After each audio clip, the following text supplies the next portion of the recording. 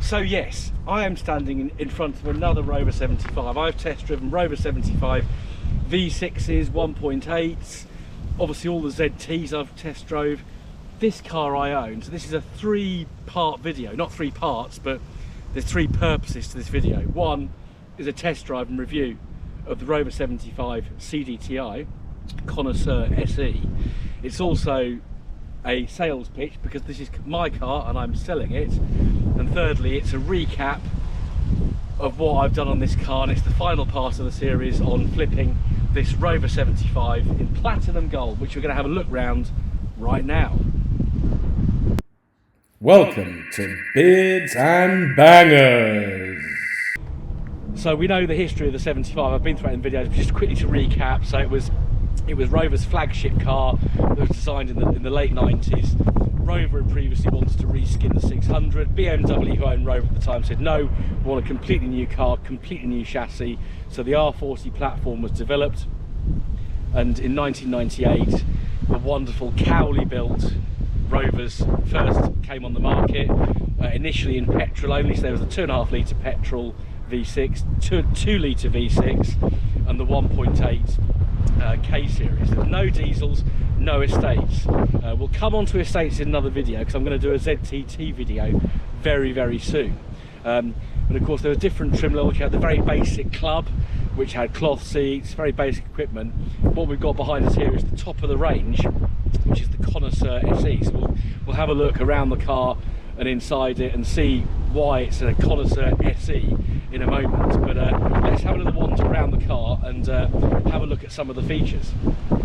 So of course the 75 first came out in 98 and they were built in Cowley in Oxfordshire. That was the Mark 1, so we had twin headlights on each side. What we see here is the Mark 2, which came out in 2004, and we've got a single unit headlight. These have just been polished up, so they're looking rather nice. I think these are actually xenons as well, which is good, so you get a decent amount of light out here.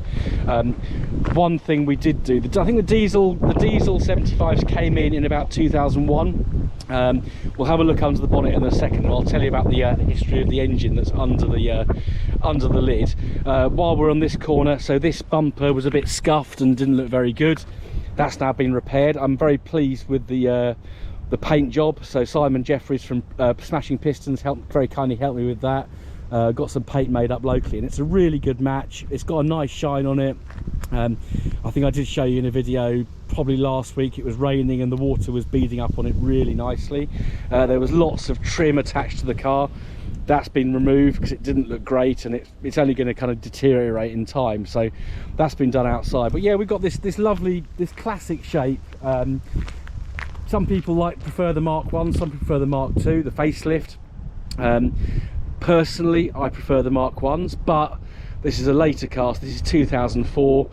We've got some rather nice alloy wheels in good condition. I've put some new tyres on it as well, so that's another job that's been done. We had a bit of grot down here, that's been corrected. This door had a scuff on it, that's been corrected, and the car's been cleaned pretty thoroughly. So that's the outside. We'll walk you around the outside as well. Smiley plate, which is good. Nothing worse than seeing a 75 with a standard number plate on the back. It's got the chrome capped wing mirrors, which do look really nice. But yeah, platinum gold, white gold, platinum, call it what you will. There were sort of 2 similar colours that Rover did. So they did a sort of standard, deeper gold colour, very attractive. But they also did this paler gold or whiter gold, which is, in this sunshine state, it's bloody freezing out here, but it's beautiful and sunny, and it does really show the paintwork off nicely on this car. Other bits I've done, we had badges, 75 badges stuck on the side, A in the incorrect font, B they shouldn't be there. We had Rover badges on the doors, they shouldn't be there, so they come off as well. So all in all, it's a pretty tidy car. Underneath, so we've got 4 new tyres on it. They were mismatching, and 2 of them are pretty bald, so I've got some new tyres on there, so decent rubber for whoever buys the car. We've had new drop links put on, track rod ends, so there was a bit of a clonk when the car was driven. That's now gone. It handles absolutely beautifully. We'll now have a look under the bonnet and see what's under here. So as I said a moment ago, the diesels came in on the 75s in 2001, and of course BMW had owned Rover from 94 to 2000. So Rover had jointly with Steyr of Austria developed the BMW M47 engine. So that's a 2-litre diesel engine you'd have found in 3 Series BMWs, I think 5 Series BMWs as well, the smaller engine versions of the 5 Series. So it's a 2-litre diesel, I think it's 1994cc. Rover changed the engine quite a lot from what BMW had in their cars, because of course BMW's rear-wheel drive. So Rover, in conjunction with Steyr of Austria, changed the engine so it could be mounted transversely for front-wheel drive, which obviously this car is.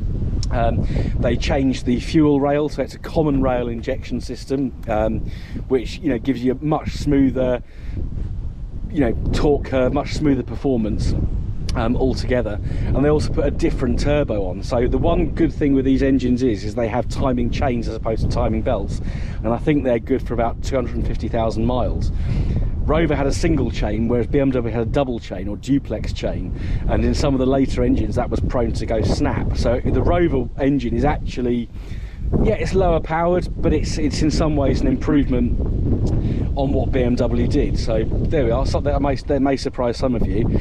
Usual 75 engine layout, air conditioning gubbins there, washer fluid, I don't know if you can see me pointing, washer fluid reservoir there. We've got our oil filler here, battery, fuel, mechanical fuel pump, and we've got our fuses and expansion tank there. So that's the engine bay. Let's now have a little look inside the car, and then we shall take it for a drive.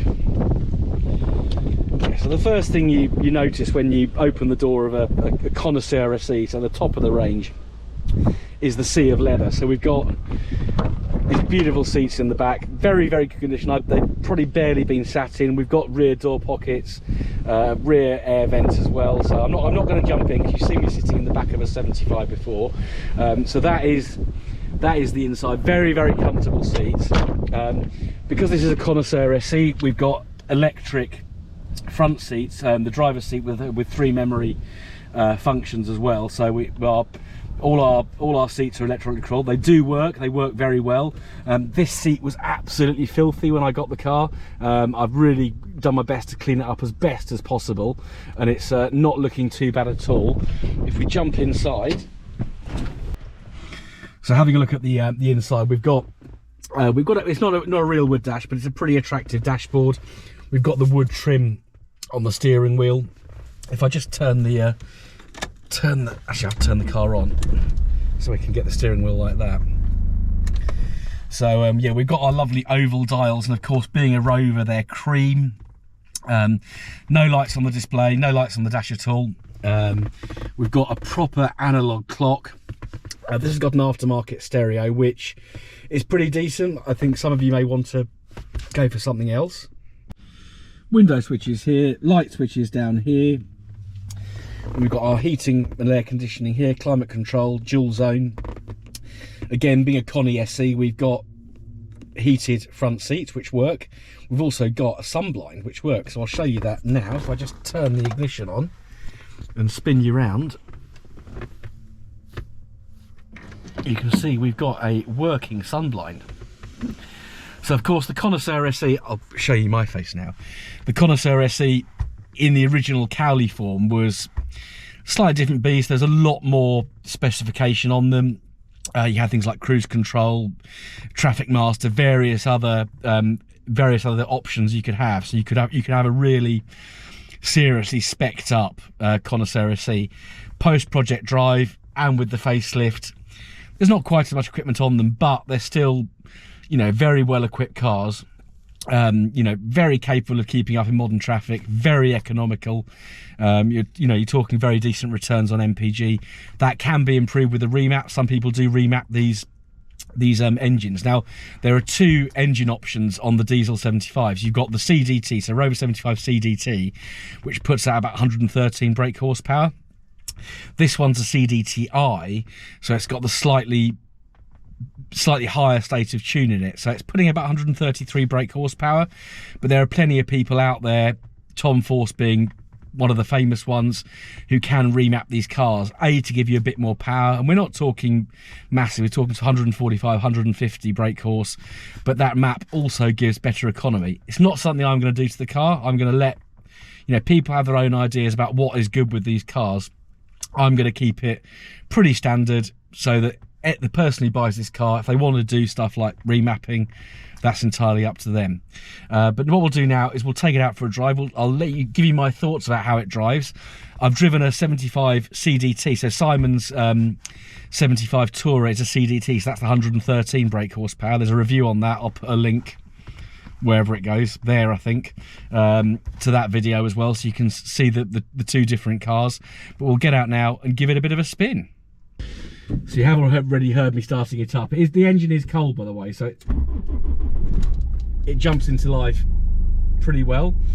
Cabin noise is pretty good. One thing I have done in this car, which I didn't show you, is I've done the headlining, or Austin's done the headlining for me. So the headlining was, like all MG ROVER products that are 20 odd years old, sagging. It was held up by some very attractive pins, but it's now got a new headlining in what we think is a pretty stock colour. So I'm going to pop my seatbelt on before I get told off for test driving on this private estate without a seatbelt on, but I shall do that now. One key difference in this car, it's a manual. It's a 5-speed manual. So the Jatco automatic gearbox does that generation of gearbox. They're still ones that sort of just bleed a little bit of power. You just lose a bit of performance with the Jatco, even though they're really good, strong gearboxes. I like the fact this is a manual. It means you have got a bit more control. It's got the Getrag 5-speed manual gearbox, which I like. I'm not a massive fan of automatics, but we'll pull away now that the sewage emptying lorry has disappeared. Locks shut automatically, which you can deprogram. I must admit, I've not got that on my CDTi. Yeah, I'm on a bumpy road, really comfy, as a Rover should be. You know, you're not feeling every bump. The difference to the ZT is you definitely feel the contours of the road a bit more, because you've got that lower ride height and the slightly stiffer suspension. Yeah, speed bump, no issues at all. No clonks. Those clonks are gone, which is good news. Once we get on the main drag in a second, I'll open it up, let you hear it. But yeah, I'm a big fan of ZTs and 75s. I think those of you who watch my videos regularly will know that. But if you are watching this for the first time, you know, please do subscribe, because we do a lot of MG ROVER content, particularly with 75s and ZTs. So do hit that subscribe button if you'd be so kind.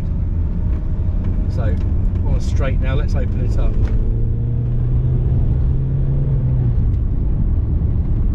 Very smooth power delivery. You can only really hear the engine when it is revved hard.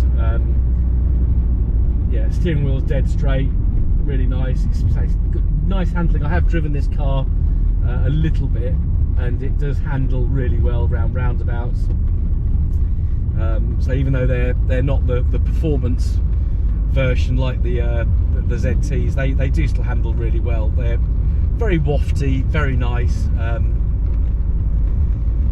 I've just caught up to the sewage wagon, so that's on a go slow. Luckily he's going to disappear off, so I can put my foot down a little bit.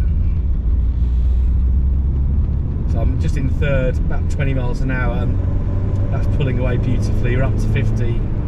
Won't go any faster than that, because we shouldn't really be going that fast, but I am. And that's really smooth, really quiet. The engine's got a nice little note from the turbo, which is good. We'll do a turning circle test.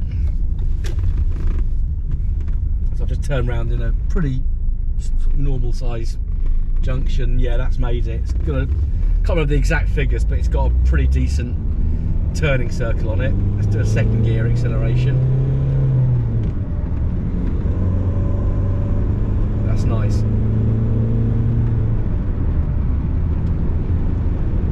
Now, one thing I didn't know about the ROVER M47R engine is the oil capacity is quite large. So do bear that in mind when you're coming to service. It's not the the sort of standard 5 litres of oil. It's 6.8 litres of oil. They take an awful lot of oil. No bad thing. Does mean they take a little bit longer to warm up, but this is, I've just been driving this for what, 2-3 minutes, and it's already started to warm up, so it's not too bad at all. We'll put the heating on, and that's already blowing nice and warm, so that's good news. What we'll do in a moment, we'll pull over and get you on beard cam so you can have a little look out of the front window.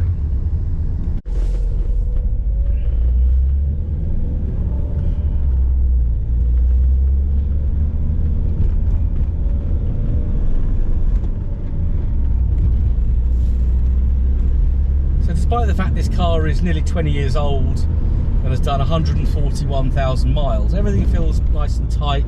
So those little rattles that we had have been eliminated. That's been done properly, and I am going to put 12 months MOT on this before anyone picks it up, because that will show you that, you know, those jobs have been done and have made the car right. It's nice and solid underneath.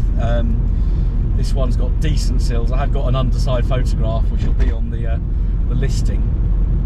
Yeah, really, I just love 75s. I was very sceptical about diesel cars, but having driven this one, having got Penny, having driven Simon's, I'm really kind of resold on having diesels again. I used to have lots of diesel cars, and these just, you know, they just absolutely sip their fuel, which is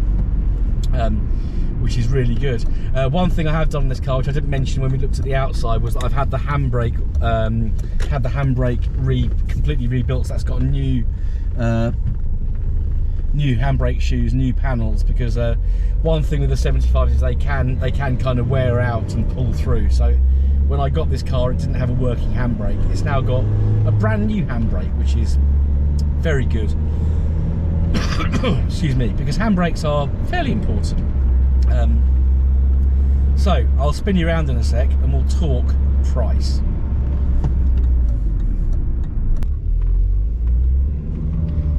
So I'm going to put this car up for offers in the region of £2,500. I think that's probably quite fair. It's a pretty good condition car. It's solid. 75s have definitely gone up in value this year. That's very noticeable. Looking at, I mean, I keep an eye on, you know, the likes of eBay, Facebook Marketplace, Car and Classic, etc, etc. So I'm going to list this car on Facebook Marketplace, because eBay charge so much money now for just putting the car for sale. You're not guaranteed selling it. I think it's like 20 quid to do that. So I'm going to put it on Facebook Marketplace, so do keep an eye out for that. Yeah, offers in the region of £2,500, which I think is fair.